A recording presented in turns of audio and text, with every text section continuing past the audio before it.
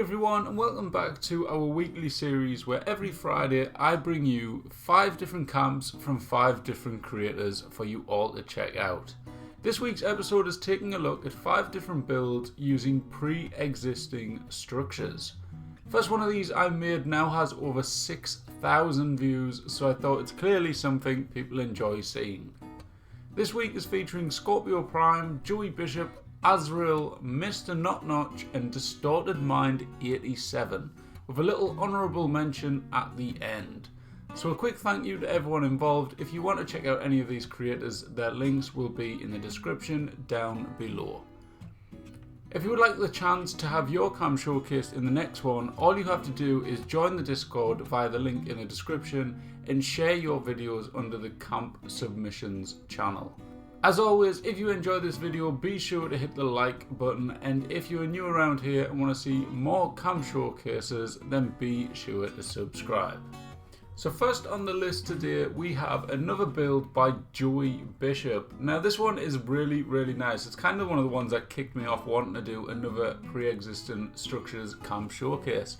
So this one is in the Toxic Valley, as you can see, and he's converted a diner into basically a house as well as a diner. He's got this nice bit out the back, as you've just seen, and then inside in the actual diner area he's filled it with a load of workbenches and his vendors and stuff like that. All in all, it looks brilliant. I've heard this place can be an absolute, well, not an absolute, but a bit of a nightmare to build at because of the amount of enemies that spawn inside of the diner. But what he's chosen to do is completely change the build so it isn't actually a diner anymore. It's kind of like a survivalist build type of thing. So downstairs he's no longer got the diner area because it's not applicable anymore in the nuclear wasteland. So he switched it up and put the workshops in there. And then upstairs, as we're entering roundabout now, you will see he's got a nice living space. This is one of the first builds I've actually seen someone do where they've got the TV stands, and instead of just having the one TV stand, they've put like multiple around it to kind of make a curve, which you'll see just right about now. And I think it looks really nice. It's a nice little touch. I don't know, I've never really paid attention. I don't think I've ever actually seen anyone do that. So nice job there, Joey. And then just round the corner here, he's got this nice little section with the bed and stuff. I really like the different roofs that you've used around there, Joey. I think it looks really good. How I don't know why, but I really like when the roofs aren't just all flat. If you've got like different bits where some's flat and then some's curved, it looks really good. At number 2, we got Scorpio Prime with this absolutely fantastic build, which I actually had a little bit of a involvement in, so to speak. I didn't actually help with the building of the build, but I gave Scorpio an idea to help him with it. So originally he was building just a kind of outpost thing for the raiders where they'd possibly stop trains and take them over to steal the stuff from them, just kind of like a survivalist outpost.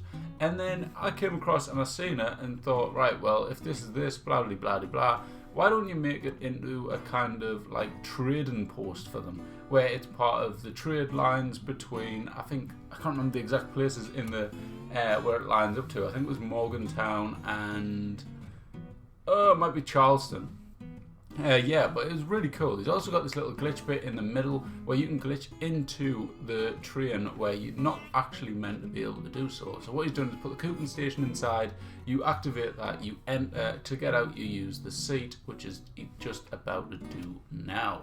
Absolutely amazing build. I loved the cinematography. Guys, if you're watching this and you make your own camp builds, watch this video by Scorpio and take some kind of like insight from how to record your camps. It's absolutely fantastic. Next up we have MrNio, and this is his raider camp. He has done a more updated version of this now, but I did do the one before that. Unfortunately, I already had it recorded and stuff and slightly edited, so I didn't want to re-edit and do stuff like that, because these like videos do take a long time to make. You wouldn't believe how long the weekly showcases do take. Takes me way too long, but they're good and everyone enjoys them, and I also enjoy making them, so it's all worthwhile. But this is really cool. If you look around, you will see multiple different things which are pre-existing, which MrNio has used in his build. So there's like a cabin just here at the back far right of the build. There's different little raider type of structures all around, and it is just fantastic. In these type ones where it's the pre-existing structures, you can literally use anything. I'm not strict with the kind of guidelines for what to work around or anything like that. As long as it is something that's in the game, which you cannot kind of edit or anything like that, and you've used it to kind of fit your build around or work your way into it to have it as your build, then that is spot on. This one, as you can see though, MrNio has turned it into a little kind of raider outpost where he's included the little bits and bobs around to give that extra raider type of vibe. Next up on the list is Distortion Mind 87. Now this one is really nice. It's a Nuka-Cola themed cam, and you're looking at it now, you're probably thinking, well, it's just a normal thing. There's no pre-existing structure included in this, but just wait a second. When he goes upstairs, it is brilliant. I love the design, it's very colourful, absolutely great, and there is the pre-existing structure which he's used. There's a giant Nuka-Cola billboard which he has included into his build to make it have that extra Nuka-Cola feel.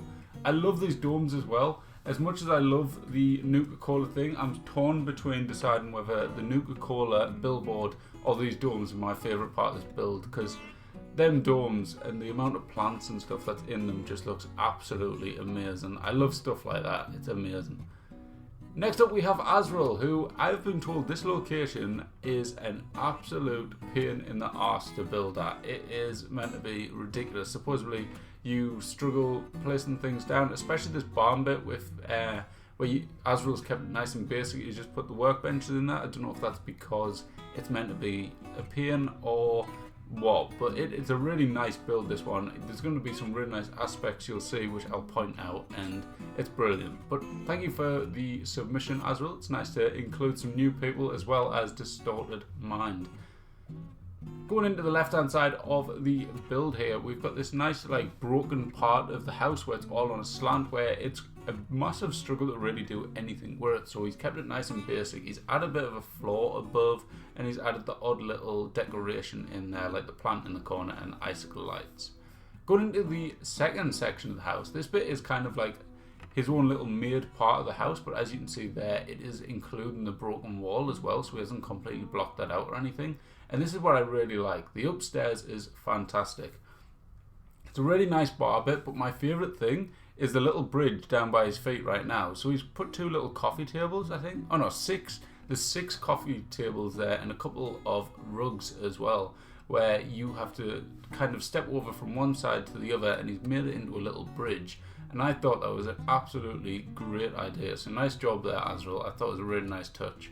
I love the decorations on that desk as well. It looks really cool. The house in general is really nicely decorated.